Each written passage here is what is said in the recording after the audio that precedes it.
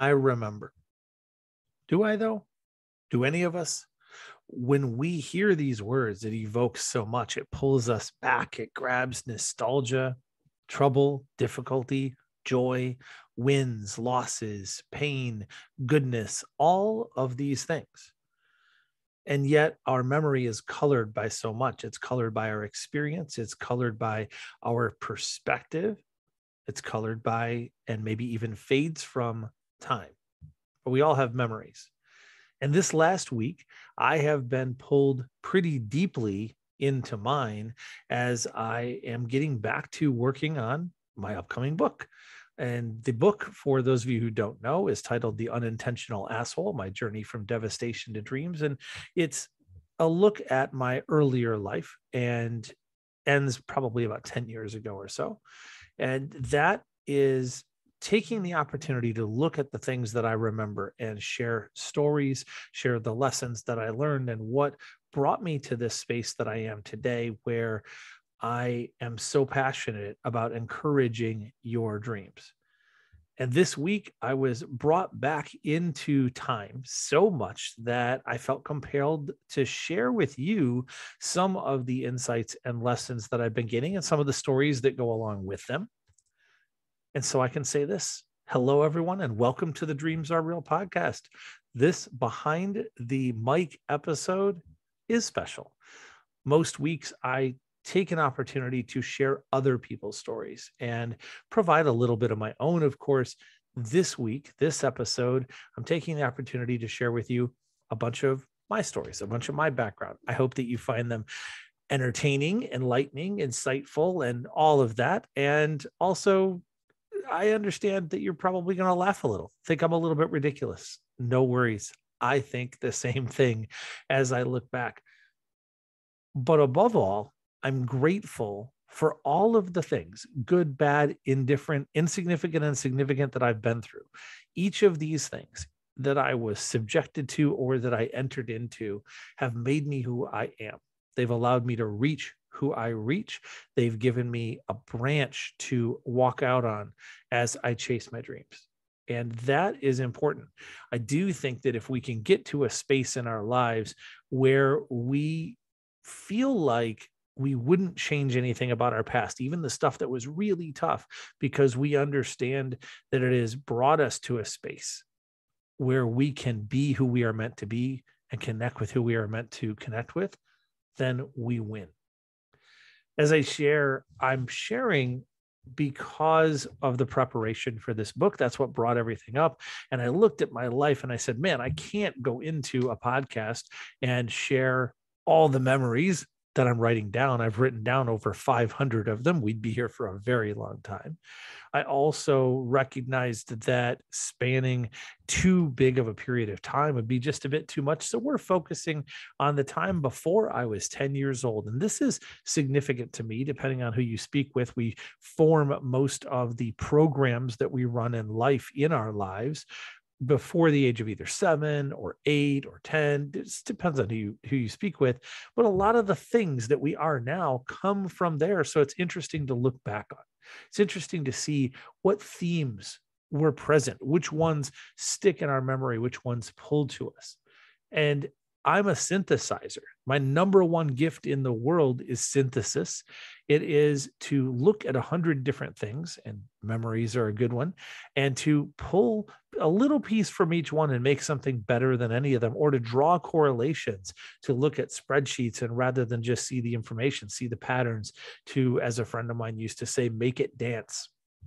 And that is what I've attempted to do here to bring value to you. Now, am I sharing all the memories from this time? Of course not. I'll share a few in other places. I'll share a good number of them in the book as it comes out. As a side note, if any of you would like to follow along with the journey as I'm writing this book and the up and down and crazy journey as I'm doing so, then message me and ask me to be added to the group, or email me at dmcpherson@leadersmustlead and ask to be added to the group. We have a Facebook group that is going to follow that journey that I will post in somewhat sporadically, hopefully more consistently as we go forward. And over the next several months, we'll get the book written. We will get it out. And if you'd like, you can certainly get a copy. But this journey of writing the book for me is at least as important as the end result of having the book and sharing it.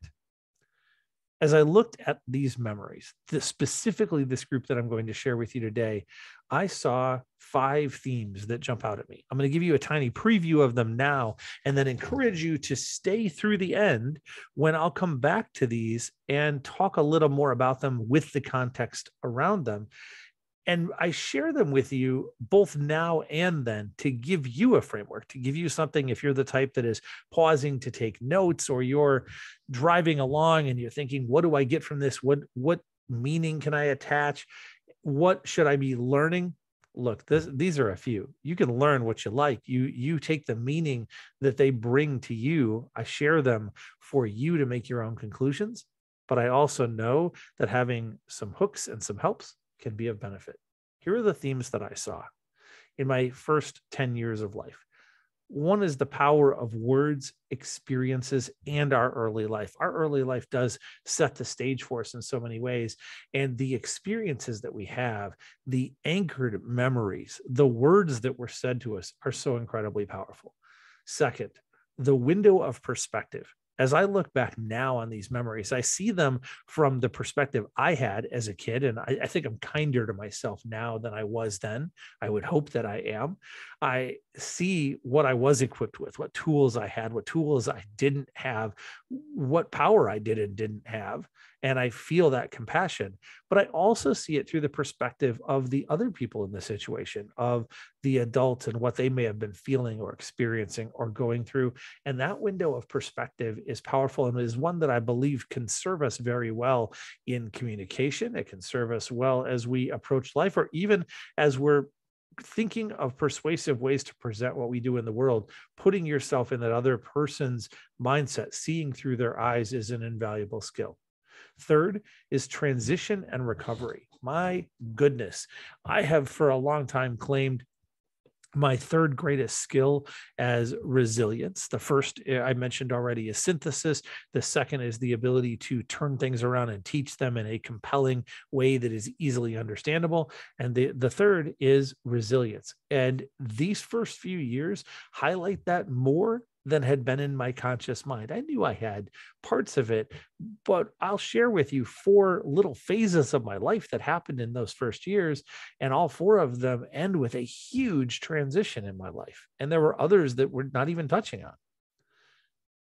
Next is the importance of imagination and creativity. This is maybe what draws me so much to creatives. I've wondered for a long time, with me being creative, but not a capital C creative. I'm not an artist. I'm not a musician. I'm not a creator in those ways. I do, as a silly story from later in life would say, create worlds. I do play imagination games. But I see this coming through in my early childhood, and I see it in so many of the creatives that I work with now. And it's very interesting to look at those who are flowering in their creativity and those who are just now finding, oh, this dream I had as a kid, it can be a thing. I can do this thing that I had passion about, and seeing where that had been shoved down and is coming out. But the imagination and creativity matter. And finally, is sacrifice, service, and the power of caring for other beings. I saw so much sacrifice for me as a kid. I made a number of sacrifices, but more I felt compelled to service, even in helping in the office and doing things as a kid to try to serve. And then I was connected so many ways for caring for animals, caring for people. How could I help? How could I make a difference? How could I do that? And before I looked at these memories, I hadn't remembered how far back that went, how deep that went. And it is powerful to see. So let's walk through a little bit of a journey, shall we? The first, for me, segment is the first couple of years of my life. And most people may not have memories there. That's understandable. If you listen to this podcast for any length of time, you know that that it comes up that I have clear memories back to 6 months old. Yes, that's right. All the way back to 6 months old. Nothing is perfect, of course, and there are things that I miss, but it plays a little bit like a movie for a lot of that time. Less so in recent years since my head injuries, but much so in those early times. And one of my earliest memories is playing in a playpen with my dog, Dizzy. My dog, Dizzy, was beautiful. And I remember her as being very big. I look back at the pictures, of course, and not so much. Dizzy was amazing. And I felt safe with Dizzy. I felt like I had fun. Like Dizzy was really my first friend in many ways. And I was in my playpen, and I remember the toys that I was playing with. And the biggest thing that I remember about that is just that I felt safe. I felt pretty secure most of the time. I felt like I was shielded even from the things that were happening around me that weren't very far away. And I say that because there were a lot of arguments happening far away. And I realize now, if I look at the perspective of others who were there, that they probably thought, oh, that playpen's keeping him out of trouble. Oh, to be fair, it didn't keep me completely out of trouble, but mostly we'll just say I was a pretty good kid. I would play with my toys. I would play with the dog when she came over to the playpen, and I'd pet her and hope that the side of the playpen would be let down. And that was a good, positive memory. The memory that I call out the most, and there are two from this time period. There are three that jump out at me the most. That was the first. The second, and the one that I talk about the most, is the memory of my first eye surgery. I remember the second one as well, but the first one I had at 6 months old, and a gentleman by the name of Dr. Trichu did it for me. Oddly enough, 45 years later, 46 years later, he did another eye surgery on me. I don't know how old he was when he did that, but holy mackerel, just consider that for a minute.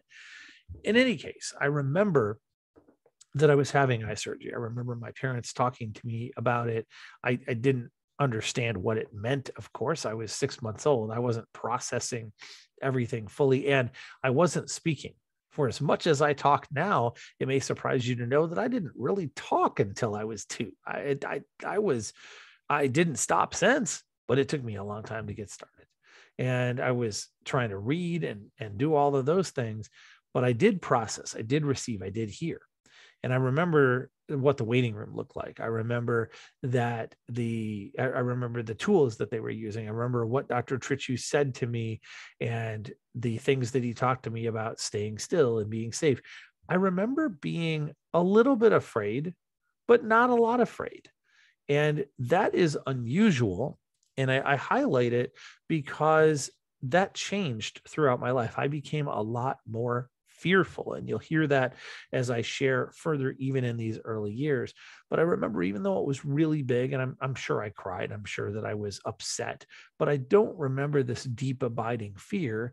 I remember, we're going to go do this thing. Now, I also, it should be noted, had spent time in an oxygen tent. And I remember this as well. I would get pneumonia as a kid, as a very little kid, like the same age. And I would spend time in an oxygen tent. And I remember reaching out and holding hands with my mom as she came to reach for me. And it was, I remember being in that tent, and that's a powerful image. Being in this operation was a powerful image for me.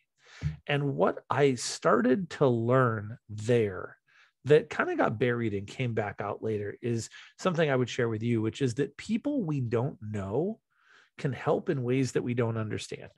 I didn't understand what was going on. I didn't know who Dr. Trichu was. I had to exhibit a certain level of trust, but I also found, thanks to others who guided me there, my parents, that somebody I didn't know was able to help me in a way that I didn't understand. We talked in a recent episode about being available for abundance. This is a good example of that, is that, and I didn't have a choice, but we do in life. Are we going to be available for abundance? Are we open to the idea that people we don't know can help us in ways that we don't expect, or we don't understand, or we might not have been ready for? Are we ready to receive that? Are we in a place for that? Do we still have that willingness for this to even occur? And then my final memory from that I highlight from that period of time is one I won't go deeply into here. I have before, and I may in the future, but it's more I highlight it because it's the transition. It is the moment that my mother and father were fighting, and the fight turned not good, and my dad left, and my mother literally took me and hid me from my father for 6 years. Actually took me out of that situation and into other situations, and we'll talk about those. But that was a really big thing where I had the loss of my father, and I didn't know what that meant. And it was probably 6 years later before I really connected any of the dots at all, and many years after that before I really did. But I was ripped out of that situation, and looking back, it was probably the right thing to do. My mother was doing what she felt was best. She thought she was protecting me, she thought she was protecting her, and she took me out of there into some different situations, some of which weren't great, some of which were. And when I saw my dad zoom away on a motorcycle, and then my mother took me and we grabbed our stuff and we left, I was I was bound up. I was in a place where I didn't really know what to do next. I didn't know how to respond because, of course, I'm 2 years old. I'm a little kid. I will say, though, that this is the first time I can remember having a tightness in my chest, like a worry, an anxiety. I had felt some fear before when my parents had been fighting and I'd witnessed that. But this was the first time that I felt that gnawing worry, that really deep thing that gets into you, that unsettles you in a powerful way. And we moved, and we ended up living first with friends of ours called Abe and Bonnie. And I have such great appreciation for them, even though it was a very up and down scenario, but they were friends who helped us in lots of different ways. And we lived in a couple of different houses with different situations over these next few years. And in this first group, I remember some things that happened. And one of them is related to this anxiety that I felt, although I certainly wouldn't have known it then. I was maybe 4 or 5 years old. And as I was 4 or 5 years old, I had went down to the creek behind our house. I had come back up, and the door, I knocked on it, and it was one of the old screen doors, except it had a glass bottom and a screen top. And I knocked on it, and I'm pretty short, right? And I knock on it, and nobody comes right away. And I was feeling like, I don't know, ragey. I was feeling bound up, and nobody came right away. And I screamed, and nobody answered, and I screamed, and nobody answered, and I got afraid. And so I banged harder, and I slammed my hand right through the door. And these aren't the tempered glass windows that you see today. These are shattery windows that cut. I look down now and I see I still have probably a 3-inch scar on my right wrist. And it was a big cut. And people were on their way. They were coming. They weren't letting me stay outside. They were just on the other side of the house. But they came. My mother found me. We found that I was cut, and they wrapped it up. It's amazing that I didn't need a bunch of stitches. And I remember that because I still have this scar, and because that moment of frustration and upset and just pouring out of me in an uncontrolled way, I didn't understand. I didn't know. It just happened. And it wasn't the last time I'd have a rage tantrum, but it was one of the most visible, one of them that stuck with me. And what I take from that is maybe a different lesson than might naturally pop up. And that is that scars last and the memories do, but they don't hurt forever. I have no negative emotional tie to that moment. I have lessons from it, but I do have this scar. I do have this thing that I can look at, not with pride, like, oh, I earned that scar, but with it as, yeah, that was something that was traumatic when it happened, but it healed. And I have the memory. It's never going to go away. I'm always going to remember that situation and remember how I felt in that moment, but it doesn't control me, and it doesn't hurt. And that's been an important lesson for me about memories in general. look, I did a lot of things during that period of time. I had my first sparks of what I would call creativity in terms of my memory, where I would build, because I'd played with toys that others had given us. I went to friend's house and played with farm animal plastic toys. I'd played with Snoopy snow cone machines, and which I loved, by the way. Those snow cones are amazing. So was the little oven that could make the brownies. I was all about those. But I had my first moments of creativity where I was building literal houses of cards, where we would take playing cards and just build houses with them and create level structures. I was never great at it, but I was creative at it. And I could see in my mind's eye, they were so much more than was in front of me. And I wanted others to see that. And I wanted to build it better and more creatively and bigger and all of those things. And having an opportunity to express creativity, I remember feeling joy in those moments to let that out. And I encourage you to consider, where are the moments of joy that you felt as a child? What are the things that struck that chord for you? Now, on the flip side, I did some things when I was younger. I think we all do, that were a little crazy. And look, later in life, I had things where we'd shoot BB guns at each other, and we went out in fields and did all kinds of crazy stuff. Maybe that'll come up in a future episode. If you guys message and are like, oh yeah, we want to hear the next phase, maybe we'll get there. But for now, how about burning down a field? Now, I didn't burn down the entire field, thank goodness, but it started a very real fire in the field. One of the friends that I was staying with we were maybe 4 or 5 years old. We go over to the field and we're playing as little kids in the country do. And it's the field across the street from the house. And it's a cornfield. And we think, oh, cool, time to make a teepee. So we get all the corn together. We look around, we find a tassel and we wrap it around and we make ourselves a little teepee. And we're sitting in our teepee and we look at each other and go, I wonder, what would be really cool if we had a fire in front of the teepee? Now, 4 or 5 year old kid, this is probably not the thought that you really want to go through your mind. And yet it did. And so we went back and we found some matches and we go back to the field. And as we walk over to the field, we're just excited. We're bouncing up and down. Oh, isn't everybody going to think we're so cool? Yeah, that's not what they thought later on, by the way. We get out to the field. We make our little pile of corn stuff, and everything's super dry. It just happens to be a pretty dry part of the year in that little area. The rest of the field wasn't so bad. So we then start lighting. We light the little pile of tinder in front of us, and then it finally hits us.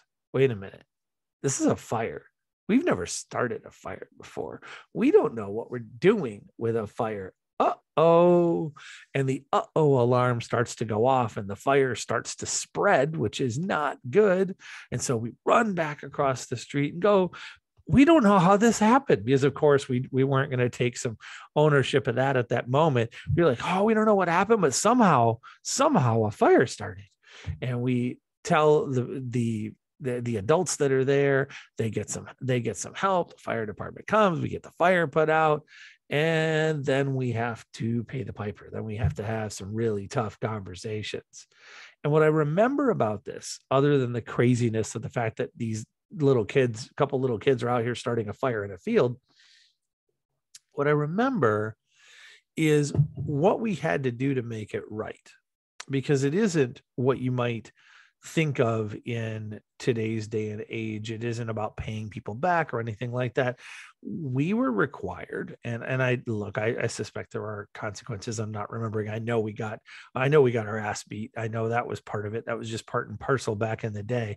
And corporal punishment was a thing, but also I had to walk around the block, and this is a country block, so it's probably literally a mile to the other side of the block to the farmer's home. I had nobody to go with me, just me walking all the way around the block, go to the farmer's home, explain what I did, and apologize.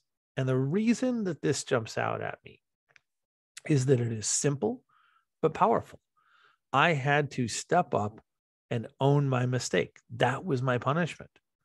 My punishment was saying, hey, I made a decision. I did this. I was wrong. I'm really sorry. And there were consequences, and I'm so sorry. And I wonder in life if we took more of that attitude, and if we encourage others to take more of that attitude, that maybe it wouldn't be seen as punishment, but it would be seen as a healthy way of growth. It was probably the first time in my life that I had truly owned everything. I'd been unable to deflect. It was obvious who did it. It was a big thing, so it had to be made manifest. It wasn't one of these fake apologies. It wasn't one of these, oh, I'm sorry, and go in the other room. I had to demonstrate ownership for maybe the first time in my life. And that's a good question for you. When is the first time that you had to demonstrate ownership in your life? What's the first memory you have where you had to legitimately and truly own something in a way that it actually mattered to you? This was the first one that I remember.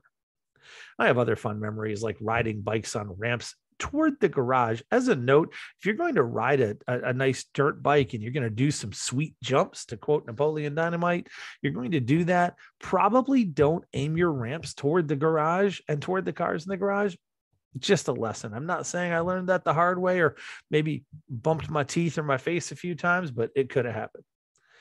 And there were disagreements and frustration and arguments that ended up happening in the house. And so we ended up having a new beginning.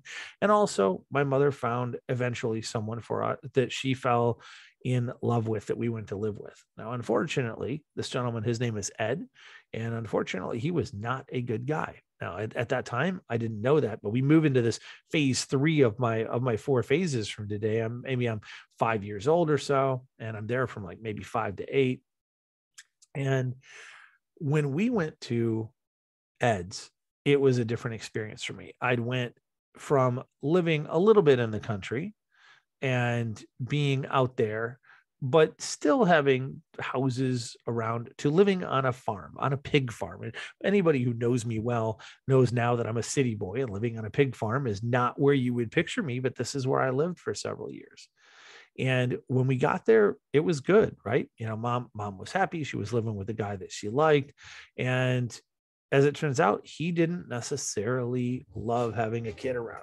And he didn't tell everybody that, but I got that message very clearly. And there were some really cool experiences on the front end.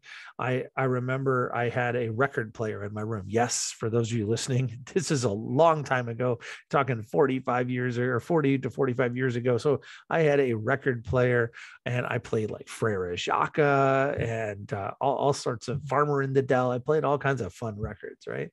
And for me, at the beginning, that record player represented a little bit of hope and a little bit of light. Over time, it ended up representing safety and escape. I would play it to put myself in a space where I could feel a little safer. Now, at the beginning, also, I remember we had a storm and this was a big, huge snowstorm, and the power went out, and we had piglets that had to be fed. And I remember feeding the piglets by a bottle. And I started that, maybe that was the connection to where I really began caring about animals, to where I felt this nurturing part of me come out, and I loved animals. Now, I was really sad when I found out later what happened to them. That is a story we'll leave out for now, but feeding them by bottle was a big thing. I see that nurturing. And this is one of the first evidences of that in my life. And I think it's great to go back in our lives to if we know what the themes in our life are now, to go back and ask, where's the first time that I see evidence of that? Where's the formation of that? Because it can also inform how we can expand that in our lives now, or what it means, or what it meant to us, or where it's coming from, and all of those things and more. Now, I also was every bit as clumsy then as I am now. I have gotten far more coordinated. Thank you, martial arts. 10 years of martial arts has helped me to get more coordinated than I was, but I had some challenges. And I remember as I'm on the way to school, it was always on the way to school. I don't know what it was about going to school. I didn't even hate going to school. I didn't love it then because it wasn't my favorite school. And even at that early age, I was bullied a little bit, only a little though. Out in the country, it wasn't quite the same. But I remember as I'm on the way to school, I ran into an electric fence that we had on the property in the dark. Not really a great thing. I would be sad to admit that it happened more than once. I also, oh, and yes, for everybody who's wondering, oh, an electric fence. Did he ever pee on the electric fence? Yes. And yes, don't do that. Bad idea. Now, I also remember stepping on a snake on the way to school and being afraid of that and like freaking out, right? It's a snake. It's going to bite me. Now it's a little garter snake. It wasn't going to hurt me at all. And it was, I'm sure, more scared of me than I was of it. But I also remember hoping it was okay. Again, a little bit of that nurturing coming in and that stepping on the snake on the way to school, it stuck with me. Here I am 40 plus years later. And I remember that moment. I remember that moment because it's a moment of fear. It's a moment of being afraid of something that could potentially hurt me, of starting to pull back. And even the electric fence, it's like pulling back, right? And that's a healthy pullback. There are a lot of things that I learned to pull away from in these years. And then I started to experience a lot of the early difficulty of my life.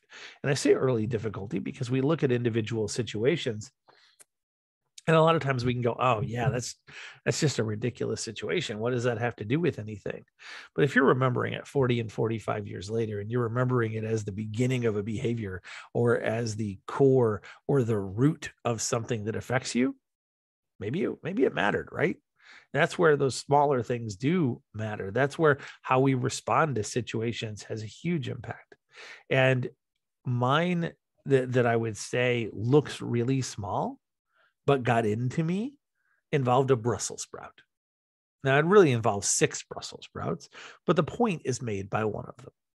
Now, I hated Brussels sprouts. And to be fair, back in the day when Brussels sprouts were made, they were like little wet, nasty balls of snot. They were terrible. They are not what they are today. I happen to really enjoy Brussels sprouts today, but it's because they get shredded. They get put with oil and chili flakes and honey or whatever. They get made in so many good ways.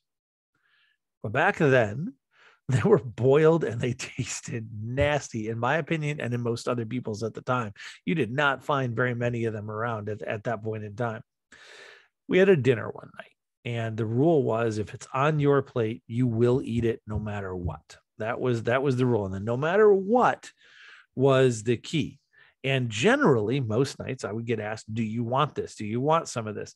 And if my answer was no, I would just get to eat less. I wouldn't get more of something else. I wouldn't get a second helping. I wouldn't get whatever, but I could say no.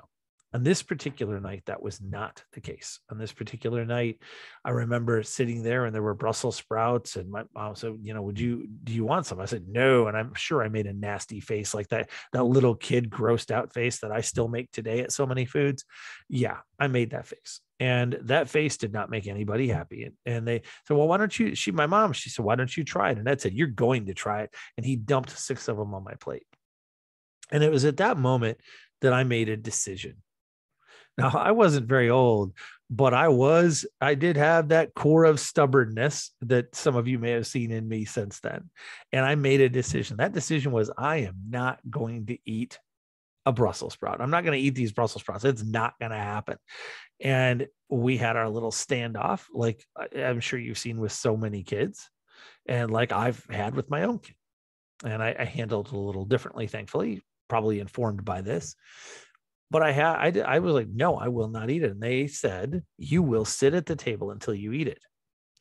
And so at 3 a.m., when I'm still sitting at the table, sleeping on the table, mind you, because I wasn't allowed to get out of my chair, wasn't allowed to do anything, I was sitting there until I ate it.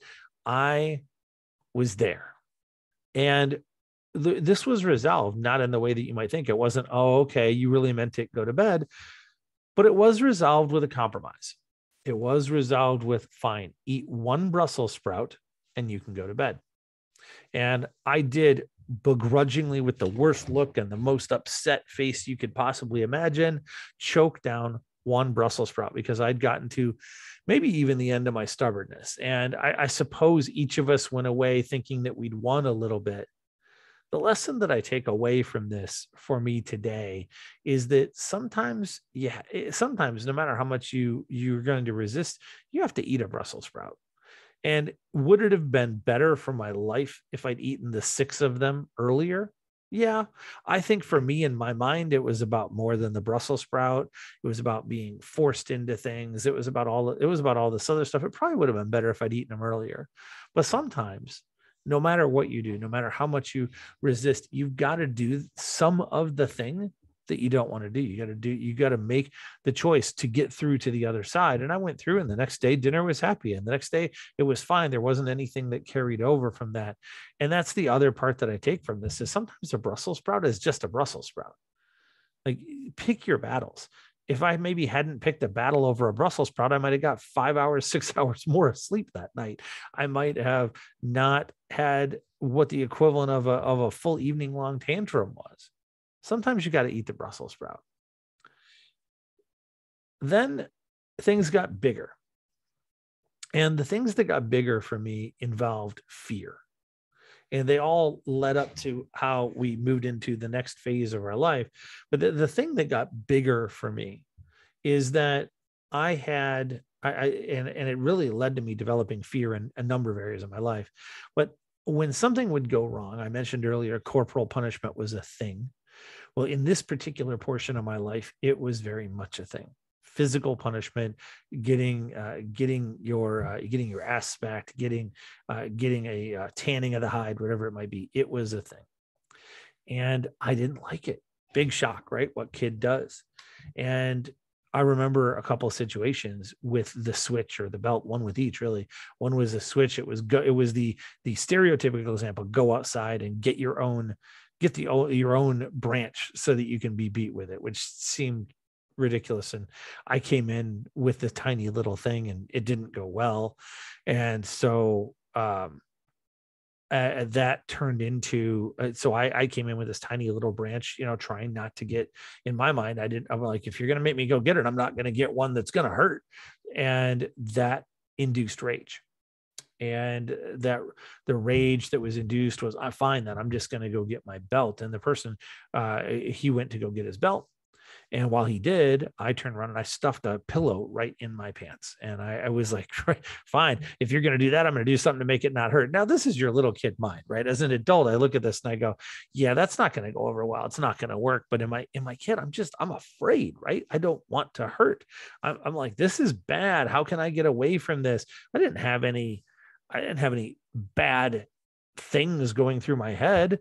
I didn't have any thing going on that I thought, I'm trying to avoid responsibility. I thought, I don't want to be hit and I'm afraid. And when he came back and he saw the pillow, it increased the rage even more. And as it increased the rage even more, he actually turned around the belt and decided, fine, I'll rip the pillow out and I'll use the other end. And what I had learned is trying to avoid pain led to more pain. And I learned to be afraid of him. I learned to be afraid of doing wrong. I didn't learn why not to do wrong.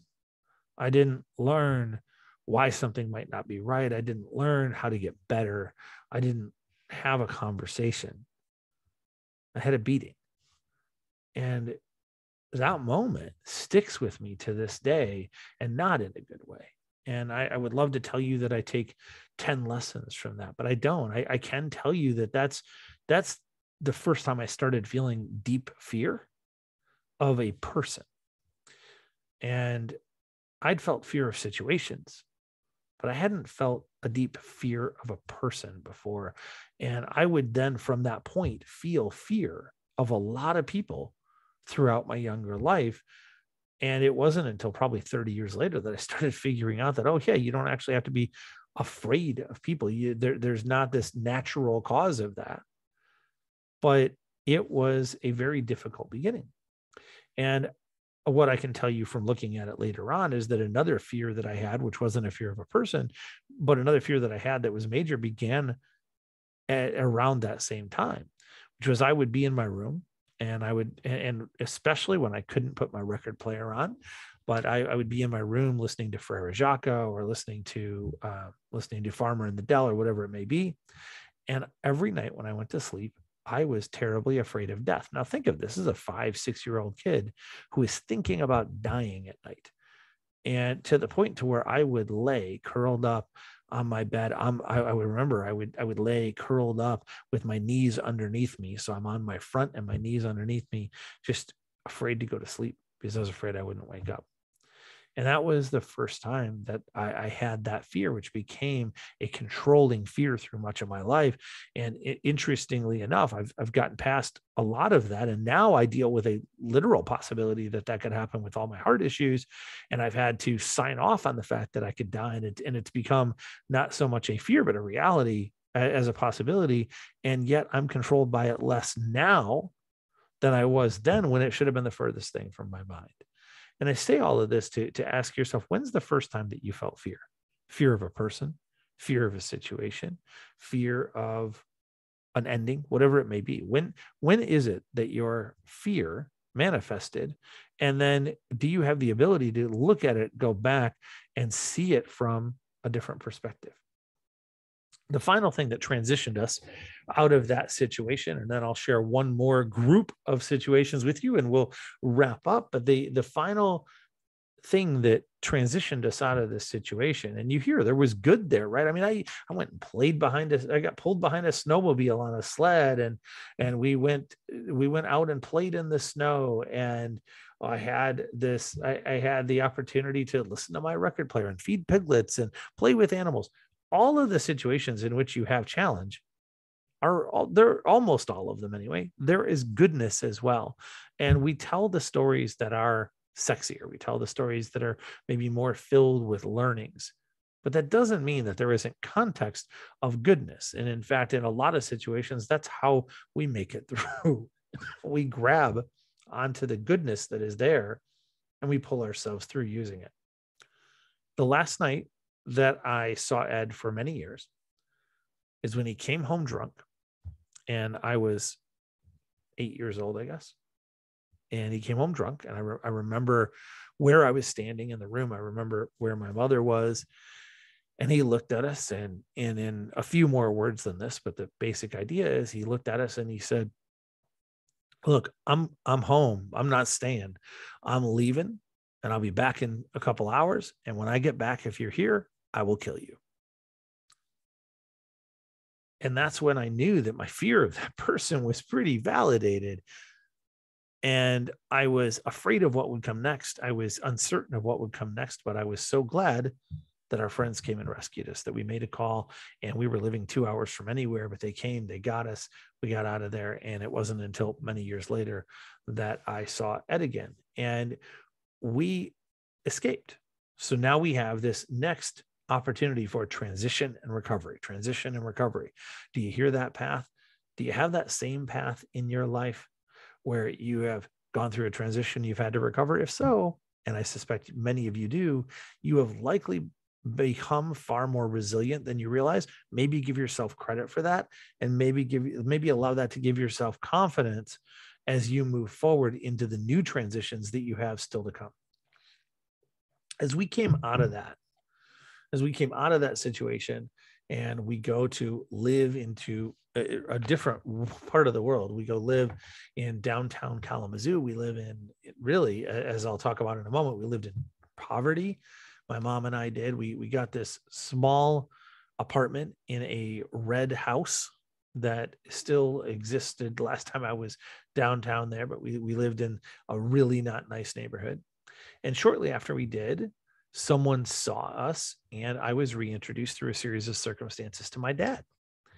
And I'm thankful that I was. I think that it's better to be reconnected, even if there is fear and hope and all these challenges. As I was reconnected, I had a lot of transition, a lot of resilience to deal with. I had uncertainty. I hadn't seen my dad in 6 years. He hadn't seen me. I'm sure he was scared and nervous and upset and excited and all of those things. And I remember looking back, I remember all the tentative moments. And when the first visit that I went to go see him, I actually had a bike accident and knocked my teeth out. And I also met my new family, my stepmother and and a couple of my stepsisters.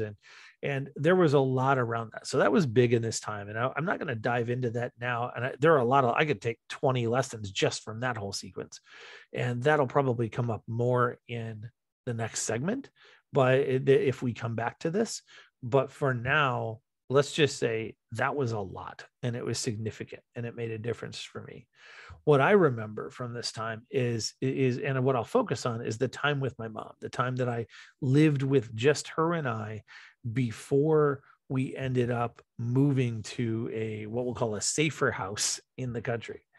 And living downtown, living in this scary area, there were some good moments. There were some moments where I did feel safety, where I did feel special, and they're the small things. And I share this to remind everyone that to a kid and to an adult as well, to be fair, the small things are the big things. I remember that my mom and I would walk several blocks to go, and we didn't have a car. We would walk several blocks to go to the 7-Eleven and get a Big Gulp. Now, that probably at that point in time cost her 39 cents, which is good because we really didn't have any money. But it meant the world to me. And I think back on those walks now, where when we walked together over there, or when we went to Harding's Market and we brought the shopping cart back to our house, or when we were at a space where she would take me and get me a 10-cent candy, or where we would just spend time together in the apartment playing a game or eating, even though she was exhausted, that it meant the world to me. And it meant the world to me from a relationship with her and from feeling her love and feeling the support that she had for me. And I was at that point unaware of the sacrifice, but it also meant the world to me in that I had moments I could treasure in the midst of chaos, in the midst of difficulty. I had these anchors. And today I talk about things like making sure you have the tent poles in your life, the gratitude, growth, and exercise, GGE, or that you have things in your life that allow you to find your calm. It was moments like that that allowed me to hold on to calm. It's moments like that, moments of normalcy, moments of joy, moments of caring and compassion that allowed me to hold on to calm, that allowed me to find some degree of solid ground in the middle of a crazy storm of my life. And look, through all that time, like I was able to do a lot of different things, and I did find some real joy, and I found a lot of play. In fact, I was playing superhero. I was in being Green Lantern. If you want to hear more about that, go listen to the earlier episode hosted by Mike Sellis, where he it takes over our podcast and interviews me, MYKECELIS, if you're doing the search. And he's fantastic. And we talked a lot about that. I would play spaceship in the monkey bars, and this was my creativity. So was the Green Lantern. These were the flowering of me creating worlds, of me creating an escape, of me creating a space where I was powerful, creating something where I could be in charge, where I could shape the world, where I could have influence, because I didn't feel like I had it in my own life. I remember playing ball next door at the church, right where they did a bunch of drug deals. We would go over and play ball against the wall, and we would do that, and we would be creative in our games. We would play Monopoly and pretend we had money, and we would dream, which was ironic because we had absolutely none. And I think that ability to dream is so important. And as a little kid, we have it. It was fostered in me, even at 6 and 8 years old. It got pressed down a little bit later, but one of the things I'm super grateful for is that it wasn't crushed in me early. It wasn't smashed in me early like it is with so many people. And I encourage you, at the theme of this podcast, dreams are real. I encourage you to foster dreams, to explore dreams, whether they're your own or others, to give people a place to dream and to give people a place to imagine, because you never know where that will lead. For me, it led to later playing Dungeons and Dragons, and then it led to me creating programs and designing different things, and led really to this very company because of the fostering of thought and imagination. And I'm so thankful for that. Now, I also remember that there were great struggles during this time. A story that I've shared a number of times, but just sticks to me so deeply, as I remember a night that we didn't have a lot of food. And that was most nights. If I look back, and I'm fair about it, we would eat the cheapest thing you could eat, right? We would eat chipped beef on toast with one little pack of chipped beef and a few pieces of toast. And that might be a special night. We would eat the cheapest hot dogs that you could get, whatever it was, we would eat. But I remember one night in particular where we didn't have money. And I look back and I see this through a different lens than I saw it through then. But we were at a spot where we didn't have any money. We hadn't gone shopping. We really had half a hot dog in the house. And I remember my mom boiled the hot dog for me and she gave it to me. And of course, like a little kid, I go ahead and eat it. And I look at her and I say, Mom, I'm still hungry. She looked at me and said, No, you're not. And I'm like, oh, okay. And I went to my other room. I look back now and I realize I ate, she didn't. And I must have broke her heart. She was doing everything, giving everything to try somehow to provide for me. And I think this is another one of those where you see two different views of the moment. And the moment for me was, hey, I'm a little bit hungry, but I'm just playing. I just got dinner, right? It was kind of normal for me, but that was probably such a powerful moment for her. And I think that's a good thing for us to consider, right? Which is the perspective of how anything can be a powerful moment for somewhere else, for someone else. And it can matter because the small things are the big things. To me, that was a small thing, but to her, it was a huge thing. Another thing that wasn't so small for me was that I was bullied a lot. This gets into the space where I had become a target. I've learned a lot, especially in my years in martial arts, about not being a target. Now, and I don't mean about fighting. There's a saying that I really like, which is the further you go into martial arts, the less that you will physically need it. And that the less likely you will ever have to physically use it. And that is something that I love and appreciate, because you learn how not to be in the situation, but also you just carry yourself differently. Well, as a kid, I carried myself like exactly what I was. Somebody who was powerless and afraid and anxious and scared and all of those things. And because of that, I became a target.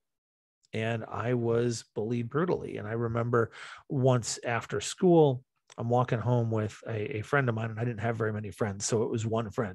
His name was Jason. And I was walking home, and these kids, these much bigger kids came up and were picking on us and just would not let us go. All I wanted to do was leave. All I wanted to do was get away, but I knew we couldn't run. And the biggest kid, he grabbed my glasses and he literally snapped them in half.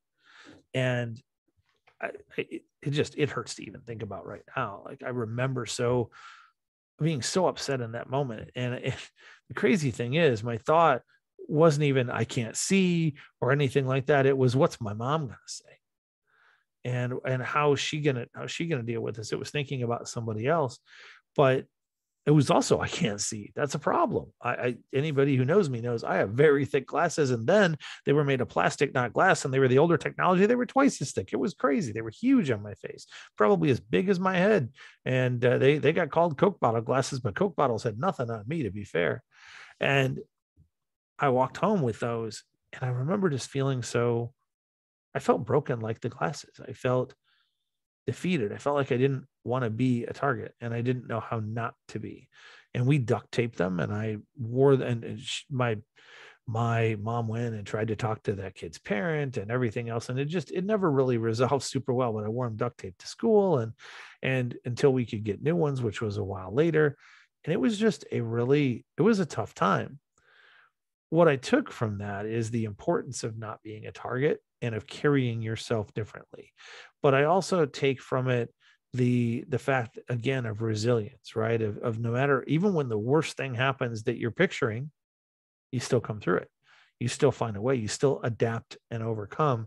And if you can come through these situations and more, you can come through a lot. Now, after that happened, as we begin to wrap up, what I'll share at the end of this phase of my life was that my mother made a lot of sacrifices.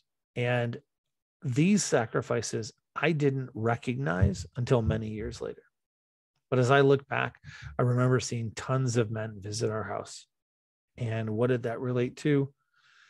It related to the fact that my mother, in addition to being a secretary and taking buses an hour and a half to 2 hours each way for work every day, and being able to do a job and try and get money for us, my mother was selling herself so that we had rent.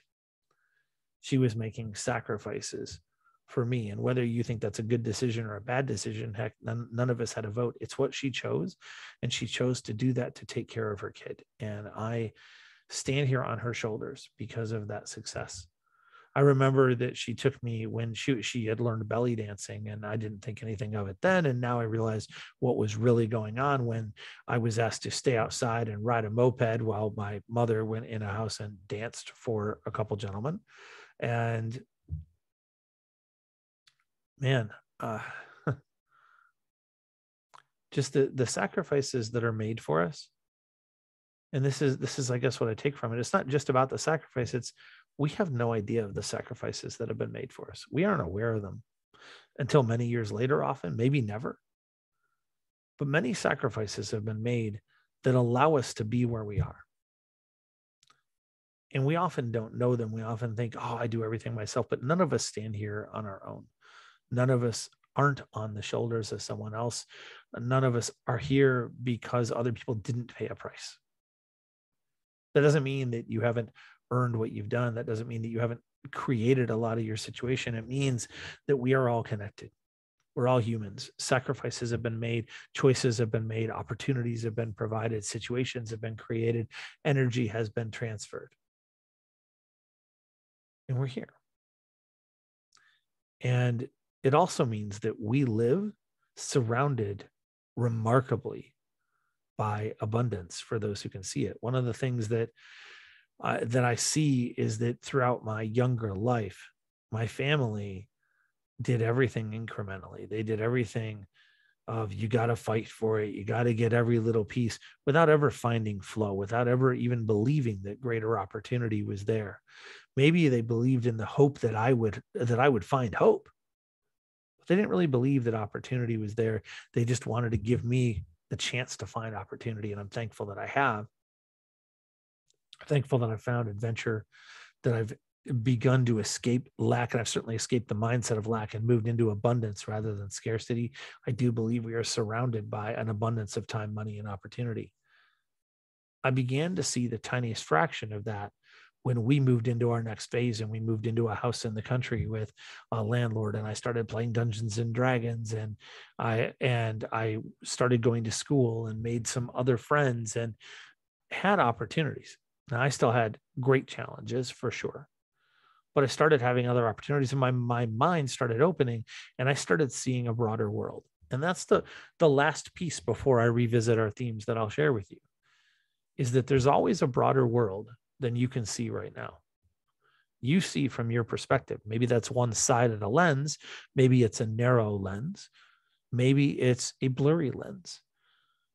But you don't see the whole picture. You don't see the clear, full picture. None of us do. That's why we make the decision based upon what we know now and what we know to be true. That's why we should make decisions based upon principles of what we know to be true, even in the areas that we can't see. It's also why there is always light through the darkness. There's always hope for the future, because the bigger picture is the better picture. There is always light on the other side of the darkness. Now, sometimes we have to walk through the pain to get to the other side. In fact, sometimes the only way to the other side is through the pain. And if it means that I have an opportunity to fulfill my mission in the world, if I have an opportunity to help others to achieve their dreams, to move forward, to find light, to find love, to find life, then I am completely and fully okay with that. As I look at all of these, just quickly revisiting our themes, have you felt the power of words, experiences, in our early life? I hope this has caused you to consider and go back and think of your early life. Where did those beliefs begin? Where did those changes come from? Where are the things that are in you controlling you, or have you found freedom? So many things. How about the window of perspective? Do you more easily see from the other side? If you pause and ask, how did the other people in this situation that I remember feel? What were they experiencing? What was their vision of this moment? Does that bring you understanding? Does it bring you clarity? Does it bring you power? Does it bring you wisdom? Transition and recovery. You have gone through many transitions in your life, some far more major than you've allowed yourself to connect with and remember and go back to. You've recovered from many things. Some of them are sicknesses, some of them are injuries, some of them are wounds of a different level, some of them are just chaos, and you've come out of it. Does that give you courage and confidence and strength going forward? Does that give you a reserve to tap into that maybe you'd left a little dormant? Does that give you inspiration to move forward with less fear and more excitement? The importance of imagination and creativity. Seeing what isn't there but could be is powerful. Seeing yourself in that is even more so. Giving yourself the ability to have vision, the ability to envision influence and shaping and goodness and light and growth and abundance is important. You can take everything through from the law of attraction and manifestation to just the simple fact of planning and confidence that comes when you have imagination. If you can see clearly where you are going and where you want to be and what it looks like and how you can help, then you can create it. Sacrifice, service, and the power of caring for other beings. People matter most.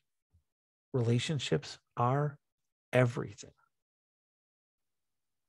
Caring, sacrificing. That doesn't mean giving of yourself pointlessly, but honorable and just sacrifice.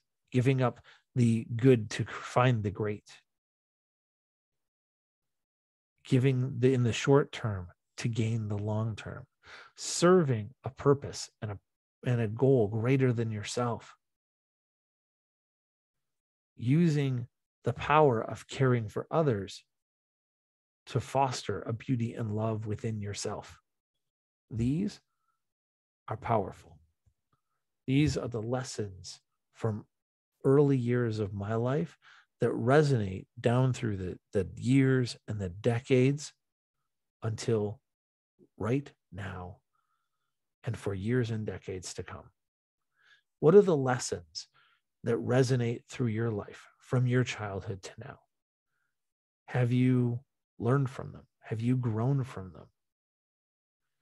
Have you allowed them to paint a picture that you then color in with a life of beauty? I hope so.